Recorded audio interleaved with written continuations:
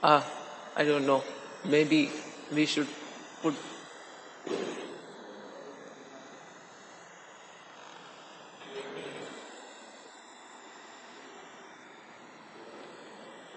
No, no. Okay. Yeah. Yeah. It's good.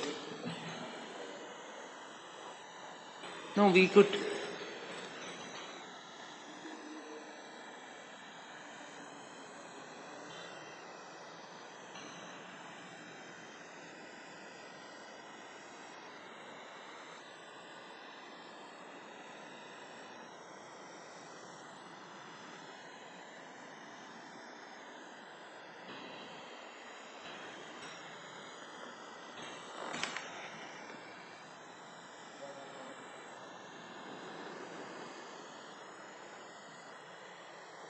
Jayo Radha Madhava Kunja Bihari.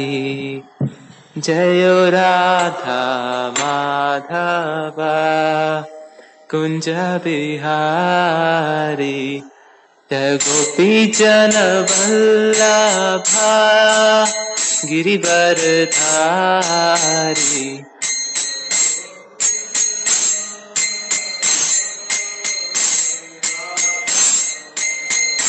Jayo Gopi Jana Vallabha Girivardhari.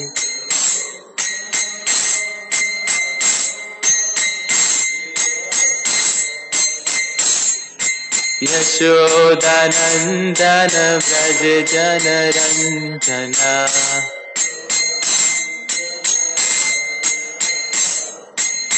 Yashodanandana Vraj Jana Ranjana.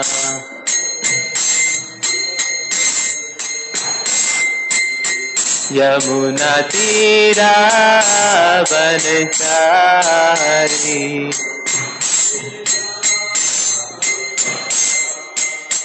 Yamuna Tira Vanchari.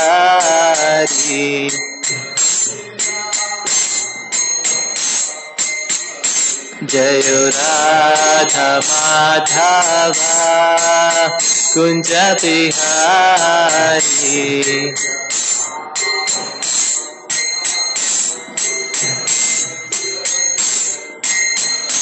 Hare Krishna, Krishna Krishna, Hare Hare, Hare Rama, Rama Rama, Hare Hare, Hare.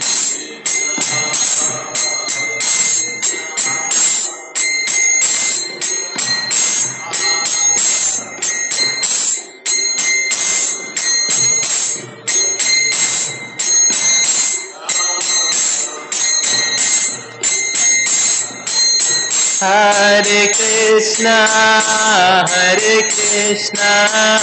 Krishna Krishna, Hare Hare, Hare Rama,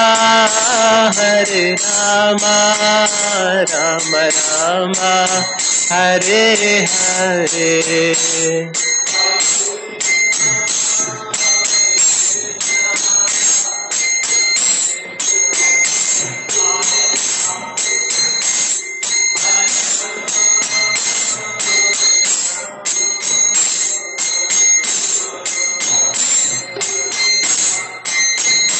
Hare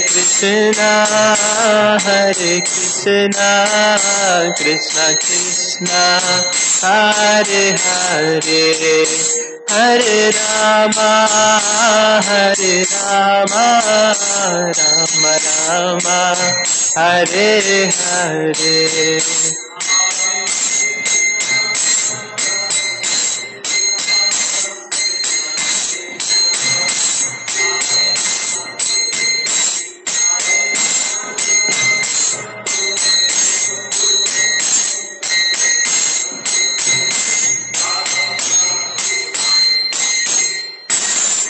Jayam Vishnupad Paramhans Parivajikaacharya Asto Tachchi Srimad His Divine Grace Abhay Charnar Vinda Bhakti Vedanta Swami Srila Prabhupada Ki Jai. Jayam Vishnupad Paramhans Parivajikaacharya Asto Tachchi Srimad His Divine Grace Bhakti Siddhanta Saraswati Thakur Ki Jai. Ananta Koti Vaishnava Vrinda Ki Jai. Namacharya Srila Haridas Thakur Ki Jai. प्रेम से कहो श्री कृष्ण चैतन्य प्रभु नित्यानंद श्री अद्वैत गदाधर श्रीवासादि गौर भक्त वृंद की जय। श्री श्री राधा कृष्ण चंद गोपीनाथ श्याम कुंड राधा कुंड गिरी गोवर्धन की जय। मथुरा वृंदावन धाम की जय। नवद्वीप मायापुर धाम की जय। जगन्नाथपुरी क्षेत्र की जय। गोकुल द्वारका धाम की जय। श्री श्री किशोर किशोरी की जय। श्री श्री जगन्नाथ बलदेव सुभद्रा महारानी की जय। श्री श्री गौर निताय की जय। समवेत भक्त वृंद की जय। All glories to the assembled devotees, Hare Krishna. All glories to the assembled devotees, Hare Krishna. All glories to the assembled devotees, Hare Krishna. All glories to Shri Shri Guru and Gauranga. All glories to Srila Prabhupada ki jai.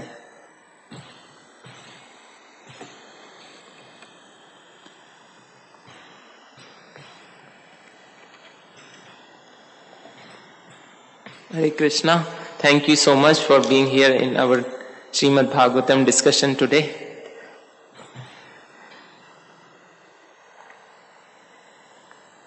We will be discussing Canto 10, Chapter 54, verse number 48. Please repeat after me.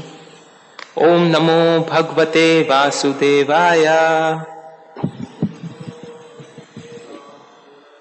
Om Namo Bhagavate Vasudevaya. Om Namo Bhagavate Vasudevaya. Narayanam Namaskrityam Naram Chaiva Narottamam Devim Saraswatim Vyasam Tato Jayam Udirayet Nashta Prayeshu Abhadreshu Nityam Bhagavad Sevaya Bhagavati Uttama Shloke Bhaktir Bhavati Nastiki.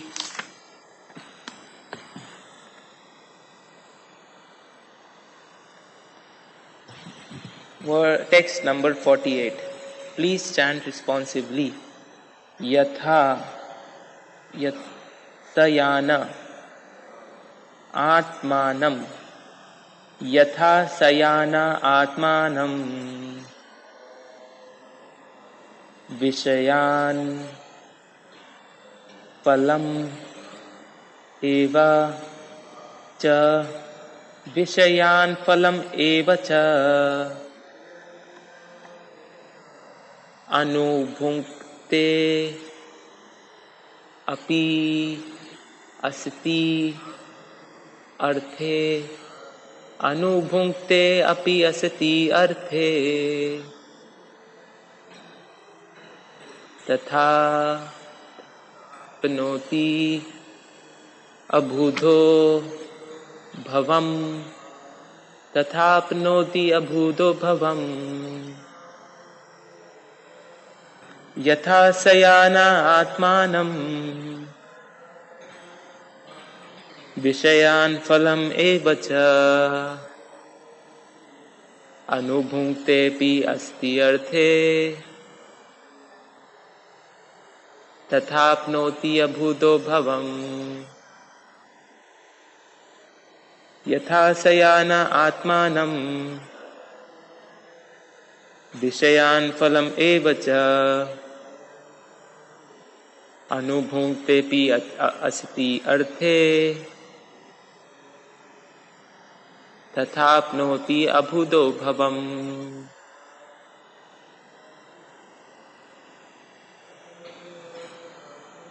Yatha Sayana Atmanam Vishayan Phalam Evacha Anubhunkte Pi Asati Arthe Tathapnoti Abhudo Bhavam. Yatha Sayana Atmanam विषयान् फलम् एव च अनुभुङ्क्ति अपि असति अर्थे तथाप्नोति अबुधो भवम्. Word to word meaning: yatha, as; sayana, a sleeping person; atmanam, himself; vishayan, sense objects; phalam, the fruits; eva, indeed; cha, also; anubhunkte, experiences; api, even; asati arthe, in that which is not real;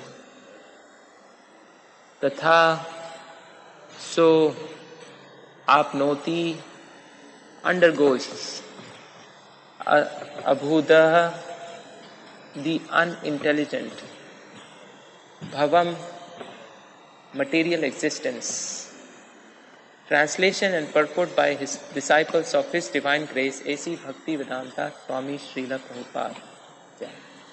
Translation: a sleeping person perceives himself the objects of sense enjoyment and the fruits of his acts within the illusion. As a sleeping person perceives himself the objects of sense enjoyment and the fruits of his acts within the illusion of a dream, so one who is unintelligent undergoes material existence. Purport: as stated in Shruti, asango hi ayam purushaha, the living beings has no intimate connection with the material world. The point is explained in the present verse. A similar statement is found in Srimad Bhagavatam. Arte hi avidya mane pi samstir na nivartate dhayato vishayan asya swapne natha gamo yatha. For one who is meditating on sense gratification, material life, although lacking factual existence, does not go away, just as the unpleasant experiences of a dream do not. Om Agyana Timranthasya Jnananjana Shalakaya Chakshur Ulmilitam Yena Tasmai Shri Guruve Namaha. Shri Chaitanya Manobhishtam Sthapitam Yena Bhutale Swayam Rupa Padamahyam Tadati Swapadantikam. Vandeham Shri Guru Shri Utpada Kamalam Shri Gurum Vaishnavamscha Shri Rupam Sagrajatam Sahagana Raghunathanvitam Tam Sajivam Sadvaitam Savadutam Parijana Sahitam Krishna Chaitanya Devam Shri Radha Krishna Padansa Gana Lalita Shri Vishakam Vitamcha. He Krishna Karuna Sindhu Deenbandhu Jagatpate Gopishwa Gopika Kanta Radha Kanta Namaste.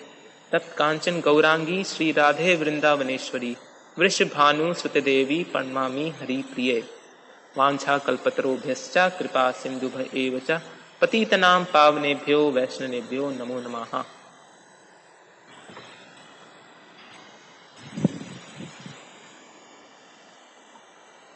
So, let me refer to the text again.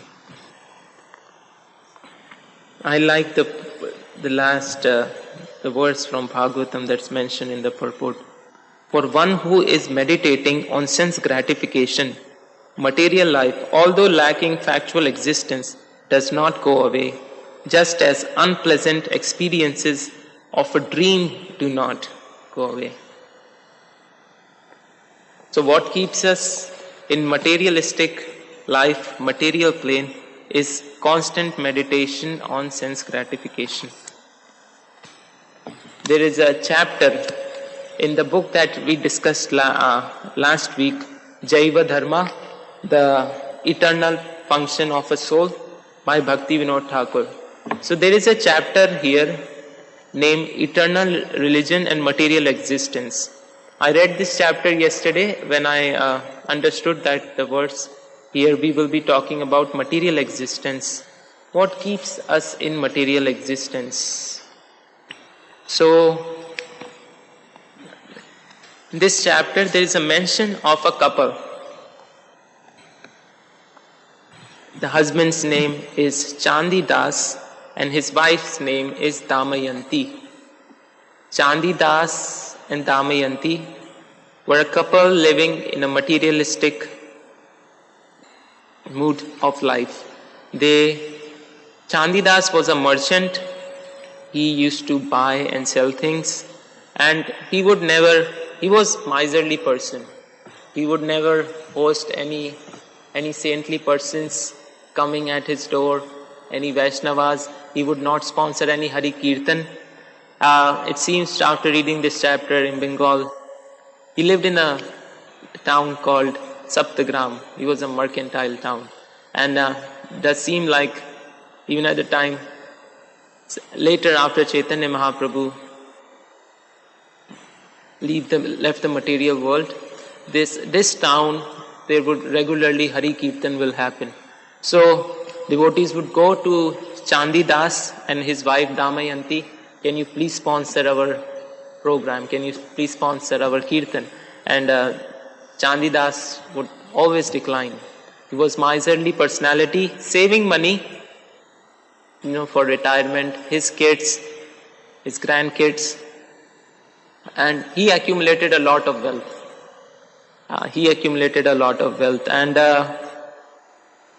his son, slowly his sons grew up, and they divided his business into several parts, and each son was taking care of different part of the business.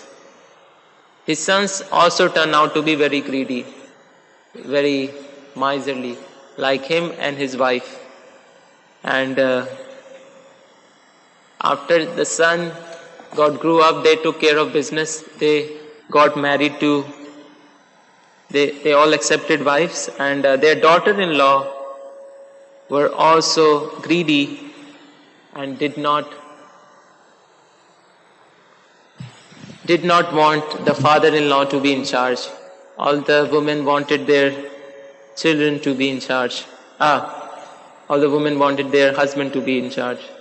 So that's what we will be discussing today. The story of Chandi Das and his wife Damayanti.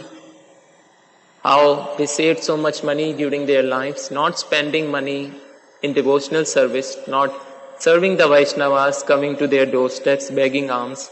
They saved money for their children and grandkids, and they will be cheated. They were cheated in the end. So Chandi Das, as he became old, and his wife began to feel that his son and daughter-in-law are not taking care of them. They are neglecting them, not checking on them if they got timely food or not checking how their living condition was. They were just in some corner of the room, and this was like a thorn in the heart of Chandi Das. That all my life I'm working so hard for my children and grandchildren, that they may have happy life, and now they are not even taking care of me. They are not paying attention to me. What is the gain? What is the gain of working so hard? So he thought, I have some wealth stored somewhere. Maybe I will give my sons an incentive so that they will take care of me. And Hare Krishna. Thank you for being here. So he told his son and daughter-in-law that I have a money stored somewhere in my bedroom or someplace. You take care of me and then I will give you money. And now his daughter-in-laws and son started making plan. What if he doesn't give money to us after we serve him? What are we going to do?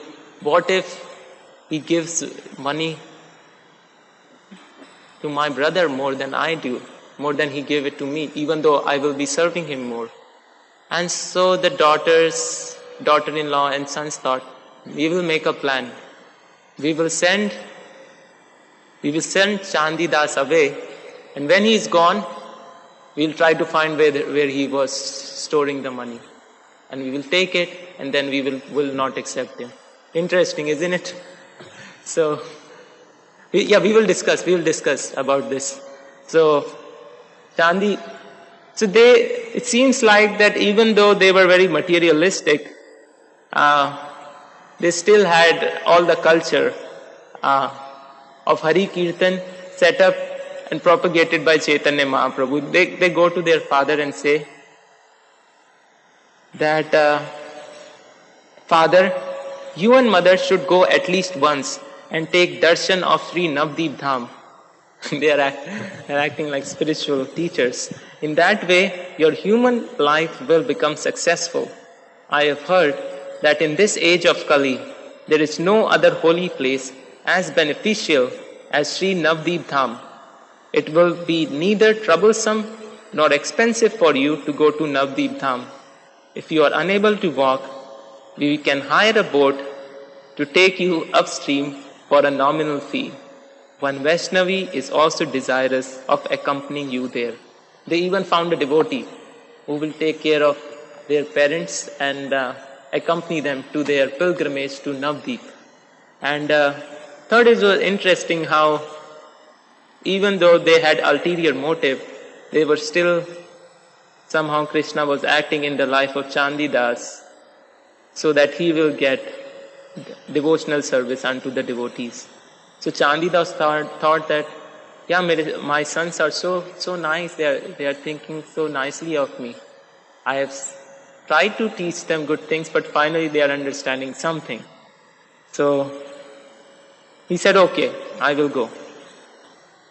Chandidas submitted his son's proposal before Damayanti. Damayanti was the wife of Chandidas. She became most happy. They both concluded, since our talk that day, our children have become thoughtful and courteous. We are not so weak that we cannot walk. Let us make a pilgrimage to Sridham Navdeep via Kalna and Shantipur. So it's interesting. As soon as they go away, the sons and daughter-in-law starts to find where is the well. Once they acquire the well, there is no need for Chandidas, our father-in-law and mother-in-law, to come back. We will abandon them. Even in Bhagavatam it says that sons and grandsons and other relatives, they are like jackals. We serve work so hard to satisfy them, and in the end they cheat us, they take our hard work away. So they found out later that his sons and daughter-in-law stole the money. And they were crying. So the Vaishnavi, the devotee, Krishna devotee, Chaitanya Mahaprabhu's follower who was accompanying them, that lady said that do not be attached to your home. Come, you can take up the life of Vaishnava ascetics. Build a small ashram where Vaishnavas can gather and live there. When those whom you sacrificed everything become enemies, there is no need to return home. Let us go and remain in Navdeep. You can maintain yourself by accepting alms. That will be the superior life. And there is no need of these sons and daughter-in-laws if they act in such way. So, when Damayanti and Chandidas thought of the behavior of their sons and daughter-in-law, they said again and again, it would be better for us to die than to return home. It's not only hurtful from the material perspective that their resources are exhausted. They meditated. See, when a father grows up a child, he's meditating for 20 years, 30 years, that this child will take care of me. So much expectation is there, so much meditation is there. And one day, he rejects him, so it's a lot of hurt in the heart. So, however, this is the nature of materialistic attachment. Even though they were detached, says, after a few days, however, their attachment for their sons and daughter-in-law resurfaced. Chandidas said to his wife, come, let us return to Saptagram. After all, they are our sons, are they not? Will they not show us even a little affection? See, all this knowledge that the devotee female Mata gave to the couple, elderly couple, don't go there. They have cheated you. Don't do this. They understood, but after some time, it resurfaced. Maybe we should go back again. This is the nature of material enjoyment. In the gross form, we see, if people engage in drugs, we hear them saying that, oh, this is the last time, I will not do it again. But after some time, it resurfaces. People with substance problem also have this issue again and again. They say they renounce their old habits for a while, but they come back again and again. But Vaishnavi, the devotee is everyone's well-wisher. He understands how conditioned souls are thinking. So that Vaishnavi gave very good advice again. She emphatically said, have you no dignity? This time, if you return, your son and daughter-in-laws will take your life. This went through inside their heart. They knew in their heart of hearts, it is true. They abandoned us. They are not searching for us since we are not returning home. If we go there, they might just kill us.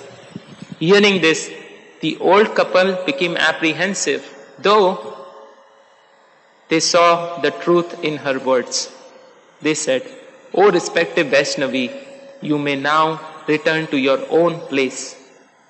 Our discrimination is sufficiently aroused. We will approach a qualified person for instructions and maintain our life by begging and engaging in Bhagavad Bhajan. You know what's Bhagavad Bhajan? Bhagavad means Krishna. Bhajan, I read, Jitendra Prabhu gave me this magazine compilation of Harmonist in which Bhakti Siddhanta Saraswati Thakur has written periodically some articles, and it said that Bhajan's root word is Bhaj. Bhaj means to serve. So we will engage in Bhagavad Bhajan. We will serve Krishna's and Krishna's devotees. Now, Chandi Das and his wife Damayanti understood. We spent our whole life collecting money for our children. They have abandoned us. But now we will try to serve Krishna this time instead of our children. So Chandi Das became, he had this skill. He was a good merchant. So he started begging and collected some money, and later he opened his grocery shop and he started selling things, and the money that he gathered, he would serve Vaishnavas. All the profit that he would make, he would just try to merely maintain his eating and his wife's food. But rest of the money, all of the money would go to in serving all the people who would coming for kirtan and begging alms. So it says here, within a short time, Chandi Das opened a small store. Every day he managed to make some profit. Aside from feeding themselves, the couple began to serve one guest daily.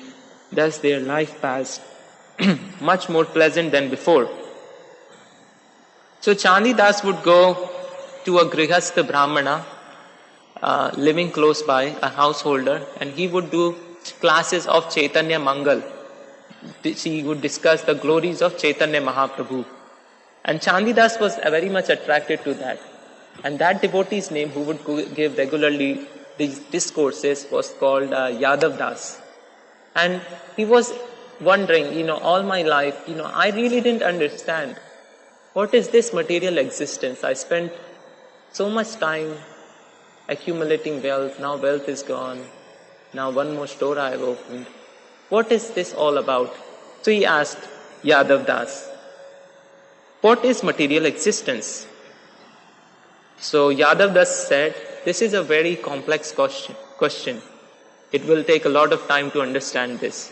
But there is one more Brahmana nearby, and he will be able to answer your question. His name, I think his name mentioned here is Sri Vaishnava Das Babaji. He will give the answer to your question to your full satisfaction. So Chandidas said, okay, Yadav Das, we will go together to listen to the Chaitanya Mangal discourse. So Damayanti, Chandidas' wife, said, well, you are going, please take me also there. And they said, no, this is all the sannyasis are there. You will not be, it will not be appropriate if you are present. She said, no, I'll just sit outside. But even you're going to see so many saintly people, even I'll offer obeisances unto them. It will be of great benefit to me. Not only in this life, coming life also. So they were convinced by the argument. And she said, they will not be angry with me. I am just an old lady. So, I'm sorry, the name of the speaker that they went to listen was Anant Das Babaji, not Sri Vaishnava Das Babaji. So they asked this question.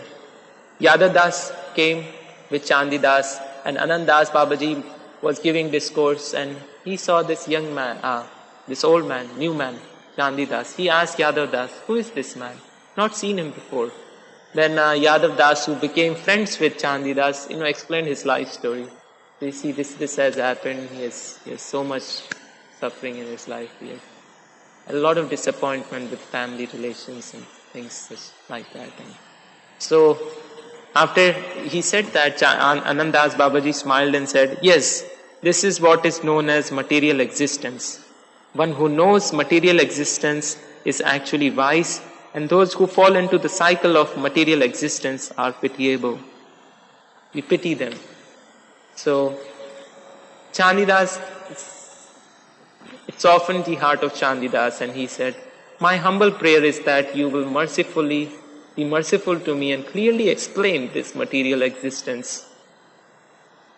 Trying to relate to the words today. What is material existence? The words, anyways, so Anand Das said, when I receive, so he said, instead of asking me this question, Anand Das said, you ask this person, he's more elevated. And no, he said, no, you answer, you are sufficient. You have sufficient knowledge to answer this. So when he received this order, he said, when I receive the order of Paramhansa Babaji, I must certainly speak whatever I know. I begin by remembering the lotus feet of my Gurudev, Sri Pradyumna Brahmachari, a confidential associate of the Lord. Now he began to speak. He began to speak that there are two states of existence of a jiva, of a soul. Mukta Das, the state, the liberated state. And another is Samsara Bhaddha Das. Samsara, this world, Badh means bound. The jiva that is bound in the state of materialistic consciousness. Those devotees who are pure devotees of Lord Krishna are who have never been bound by Maya, or who were liberated from material existence by the mercy of Krishna, are known as Mukta Jiva. All the pure devotees are called Mukta Jiva. Srila Prabhupada, all the acharyas, remember, they are Mukta Jiva, eternally liberated souls. And we are Baddha Jiva, eternally bound souls. See, all the devotees, they do not have character defects. The pure devotees. Jivas, the Baddha Jivas have lot of character defects. What are those character defects? Prabhu, I gave you mic. Would you like to say about it? What are some of the character defects of the conditioned soul in this world? What are their faults? Or maybe if we discuss... Character defects of the jiva soul? Yes. Eat, sleep, mate, defend. Eat, sleep, mate, defend. Yes. Yeah, they are bound by these activities. Also have a list of the anarthas. List of anarthas, a whole long list of anarthas. Correct. List of anarthas. And there are so many anarthas, and I was searching what are these anarthas.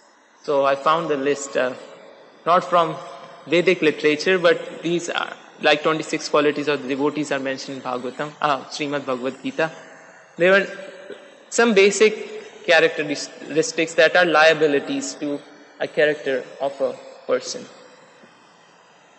It's called self-pity, self-condemnation, envy, jealousy, anger, false pride, and criticizing, vulgar thinking, immoral thinking, trashing thinking. And there were similar other character defects. But there is a principal character defect in a jiva that causes emergence of all the other character defects. It says, alienation from Krishna is the defect of the jiva. It is due to this defect that the shadow potency of Krishna, known as Chaya Shakti or Maya, binds the jiva with the three-stranded ropes compromised of three qualities of material nature by mode of goodness, passion and ignorance. This is the main defect of a conditioned soul, that he has alienated from Krishna. One in this song that I was reading of Bhakti Vinod Thakur, he said, Krishna, we have forgotten Krishna. You know why we have forgotten Krishna? Because we are envious of Krishna, we resent Krishna. We resent Krishna so much, we don't even acknowledge his existence.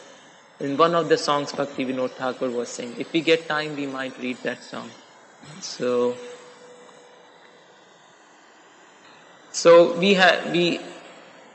Anandas Babaji continue to explain that we have so many identities, father, mother, student, child, I am rich, I am poor. He said these attitudes are known as ahanta, which literally means the sense of I or egoism. In addition to this, there is another function known as mamta, which operates in jivas. Mamta literally means the sense of myness and possessiveness. Now he is explaining what is material existence. Consequently, all varieties of material identification in mundane existence are impermanent, unreal, and source of momentary happiness and distress. So now, even though it was an inquiry of Chandi Das, his friend Yadav Das is also asking questions from Anandas, that is this deceptive material existence false? Since everything belongs to Krishna and I am falsely thinking this is my, I'm this, I'm that. Is this all false? He said, no, this is not false. No, this world is not false. By Krishna's will, it is reality. However, when the jiva enters the material world, that which he considers to be I and mine are not actually so. Those who consider this world to be false are Mayavadis, advocates of the theory of illusion. Such people are offenders unto Krishna. Says, if this world is real, then why have we fallen into illusory relationships? It's a very good question. And he says, Maya attracts, illusory energy attracts souls towards her by her potency for the jivas who turn away from Krishna. From that moment, our material state of existence comes into being. That's what he was saying in today's Bhagavatam verse. As soon as we meditate on sense gratification, that is the real materialistic consciousness. And that's similar thing Anandas Babaji is saying here. We therefore think, I am the enjoyer of Maya. This false egoism covers many varieties of false identities.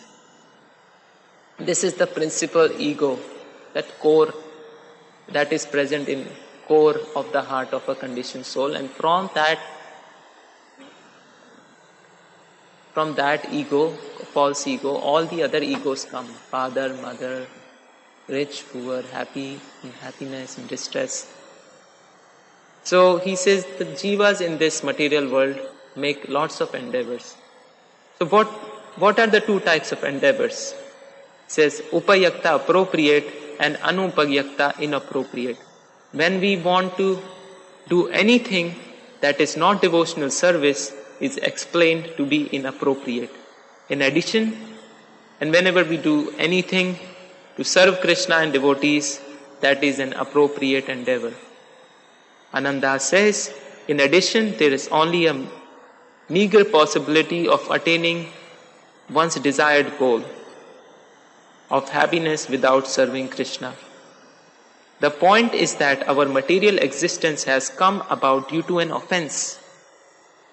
Without first obtaining the mercy of the person whom we have offended, we will not gain release from material existence and attain our pure spiritual condition. He says, the only issue you have in this material world is not being connected with Krishna. When we have issues with, they say that, remember hearing that somebody says something and that triggers something inside me. It's not because anything that the other person says. I'm not right with Krishna. There's some relationship problem there that triggers something inside of me. It's not about other person, anything they said or they did.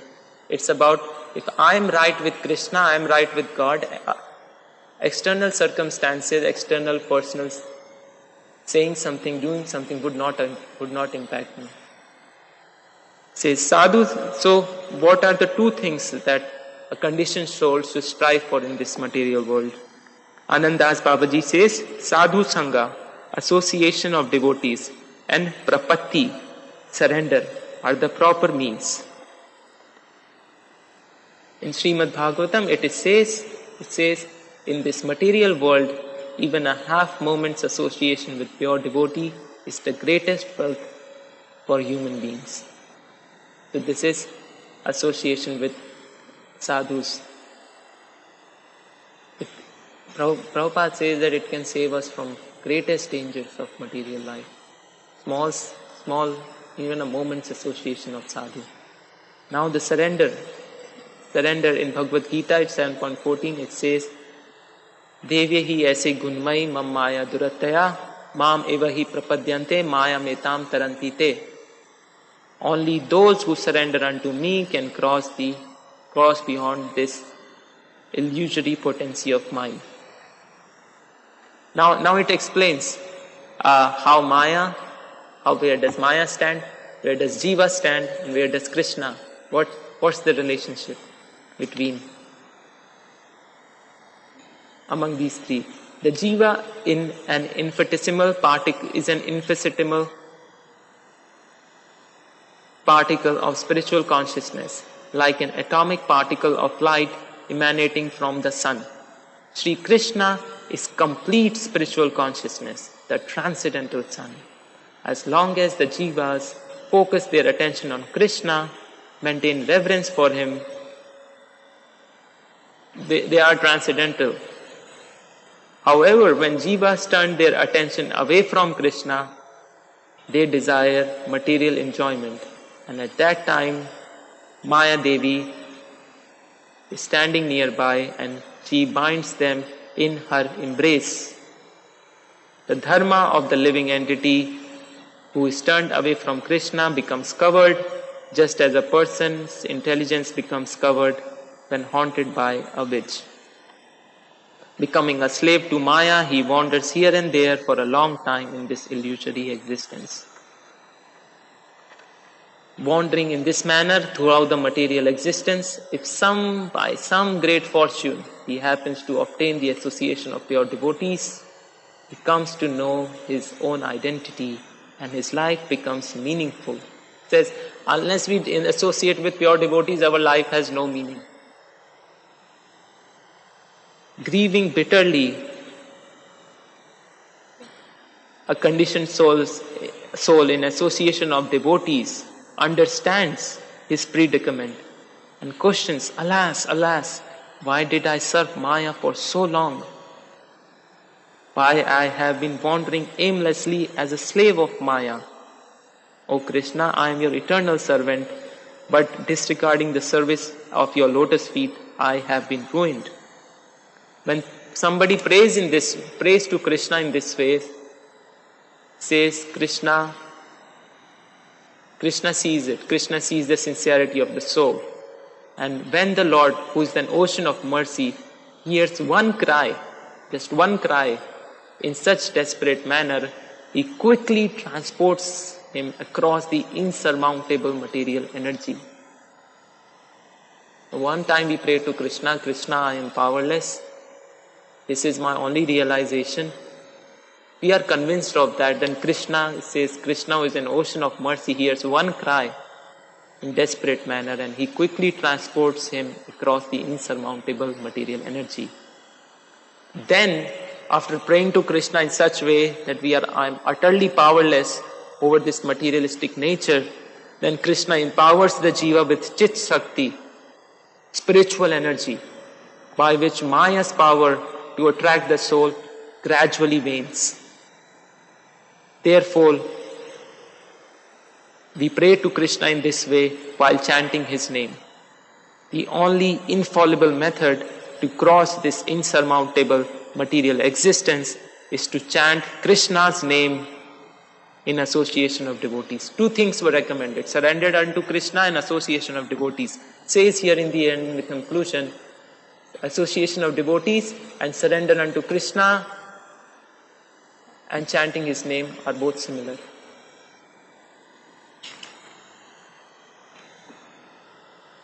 It goes on to explain there are two categories of jivas who have fallen into clutches of Maya. Some, being completely absorbed in insignificantly worldly pleasures, have tremendous regard for material world. Others, being dissatisfied with insignificant pleasures found in the material world, take the help of their finer discrimination with the hope of attaining the quality of happiness by engaging in devotional service. Those who are exasperated in the miseries of material existence and who seek their true spiritual identities are called mumukshas in the Shastras. They are the ones who are liberated. As soon as the knowledge of the truth of Krishna and Jiva and the Jivas is awakened,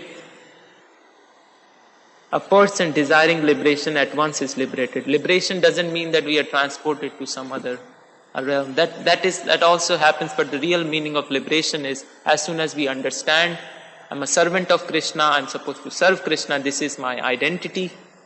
I've forgotten this identity of mine, this is liberation. It's explained here.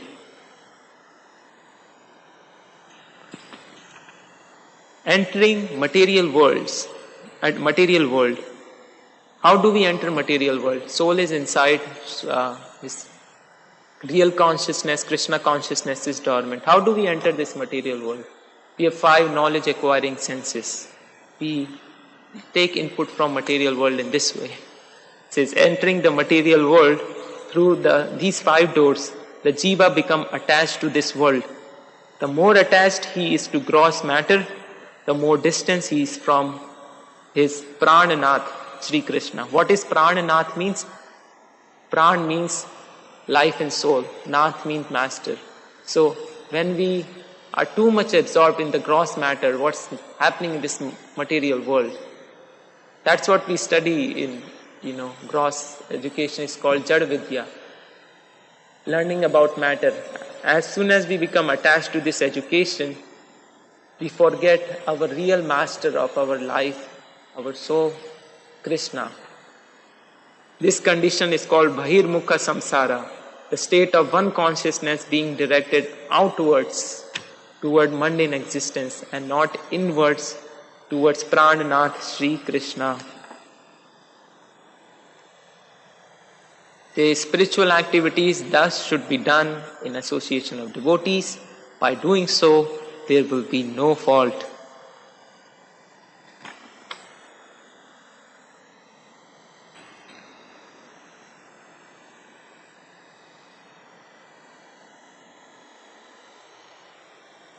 Even by involuntarily thus uttering the holy name of Lord Hari without offense, all of one's sins are eradicated. Thus, one who is bound at the lotus feet of Sri Hari in his heart with the rope of love is considered to be the best of devotees. Thus, Anandas agrees. Sri Chaitanya Mahaprabhu severely punished Chota Haridas for a completely insignificant fault just to protect the sanctity of renounced order. Followers of Lord should always remember the punishment of Chota Haridas. We should, while following devotional service, the conditioned soul must be very sincere. Only then they can make spiritual advancement. Only then they can enter into spiritual reality. They say Chaitanya Mahaprabhu hates Pakhand. Pakhand means hypocrisy more than anything. Such act of hypocrisy will never let us leave material existence. There is no room for hypocrisy in a Krishna-centered domestic life. Complete honesty and simplicity are present with no traces of offense. Then the conditioned soul enters into spiritual reality.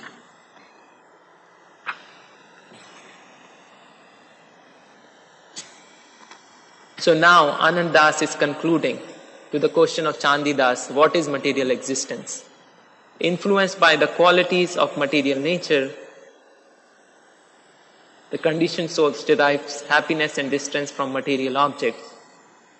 For the privilege of enjoying the fruits of material activities, he must wear the garland of birth, old age, and death. Driven by greed to accumulate wealth, our conditioned soul commits many sins, and he is therefore punished by different government regulations, insulted by others, and suffers untold bodily afflictions. Now, Anandas knows that what's the background of Chandidas, so he's explaining from his perspective. Separation from family members, loss of wealth, theft from robbers.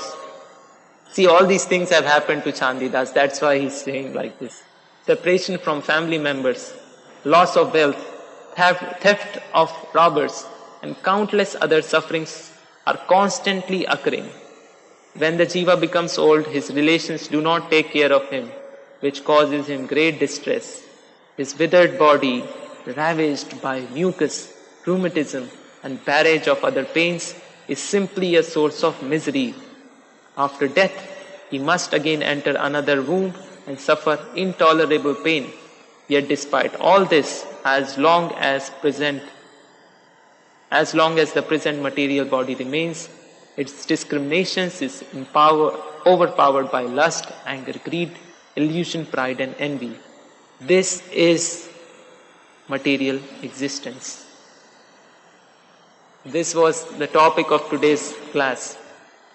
This is material existence. This story of Chandidas. How spending so much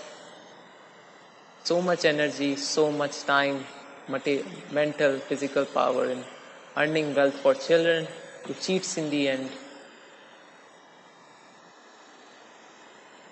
They say that material world, you're making a gamble. We are doing things now thinking that in future we will be happy. At present we are not happy. So there is no guarantee of future happiness unless we serve Krishna and Vaishnavas. That's how we enter into spiritual reality. In today's verse it was saying that all these activities we are thinking of sense gratification, and that's how, even though we have no relation with material world, the soul is from spirit, matter is in material world, so it's not compatible situation. But we engage in sense gratification. It says here by our five knowledge acquiring senses. There's this article that I read in Harmonist, the magazine that I was mentioning of Bhakti Siddhanta Saraswati Thakur.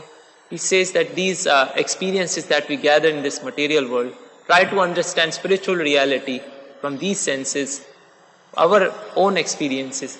They say these experiences are the killing load that will not help us understand spiritual reality. We want to understand spiritual reality, we have to understand from the eyes of scriptures.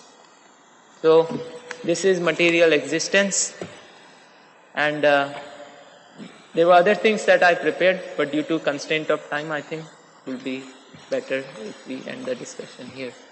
Any comments? Any questions? You have my feeling. Thanks for your class. It's inspiring.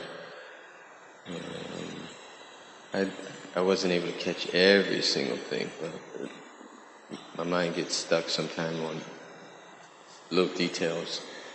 Before you were saying about this world being real and not false. So it's like in the Srimad Bhagavatam, there's this word unreal, right? If I look it up, I may lose the point, but there's the word unreal and the sentence, like if you look up the word unreal, right? You say 46 synonyms of unreal, and one synonym of unreal is the word false, right? So when Prabhupada says this entire cosmic manifestation is unreal or false, then you hear another person will say it is not false, right? It's very important to understand that it's both. Yes. You know, you have to take both of those and understand the lack of perfection in the English language, you know, because it's unreal and it's real. It's unfalse and, you know, it's kind of like you have to really understand and go deep into the etymology of the words to understand that even though you can say it's real, it's still unreal. Even though you can say it's not false, it's still false. Because of deeper truths and deeper conceptions of what reality is. Because without spirituality, there is no real reality. It is the illusion of reality, or the temporary illusion of reality. So that's what they mean by this being a dream. It's unreal, but it's real but unreal. But here is Krishna inside the atoms, creating this illusion of it's an illusion. That word needs to be there. This is an illusion. Earth, air, fire, ether, and water. 24 elements of the cosmic manifestation make up the illusion of enjoyment from the senses, and not the real enjoyment of serving Krishna. I just wanted to share that. It's just, you know, when we get way high in the different acharyas, when they speak of these things, if we miss, it's like accounting. If we miss one little penny, the whole thing is off. So I always share these certain little thoughts that kind of keep me on track personally. Like, I know it's real, but it's still unreal. It's still false, but it's still real. But it's the 24 elements that create the illusion, a real illusion. Yeah, what is real, what's unreal? So this material world, Prabhu, it says, is 1/4 of total creation. The 3/4 of the creation is spiritual world. The 1/4 of the creation created from Mahatattva, the accumulation of material ingredients, it's like a sky. It's like a cloud in a sky. In the spiritual world, it says the world is real. The world is real. The living entities come here. They get a body. All of that is real. What's unreal is when we falsely think, I am brother, I am sister. We falsely designate ourselves different identities. I read that it says here also that it's like being haunted, living entities, by a witch. It's like being ghostly haunted. It says that I'm thinking I'm this body, male is thinking I'm this body, female is thinking it's female's body, female's acting like a female, male is acting like a male, as a husband, as a wife. And that's how we perceive our relationships in this world. But these are all false identities. This is what it meant by being ghostly haunted. And Maya is nowhere, Maya is here, illusion is here. There's not illusion outside. So This is what I remember, some of the points that when you were sharing.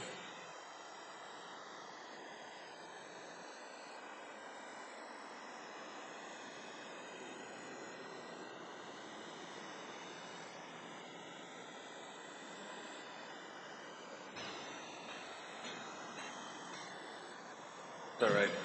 No, I already said it.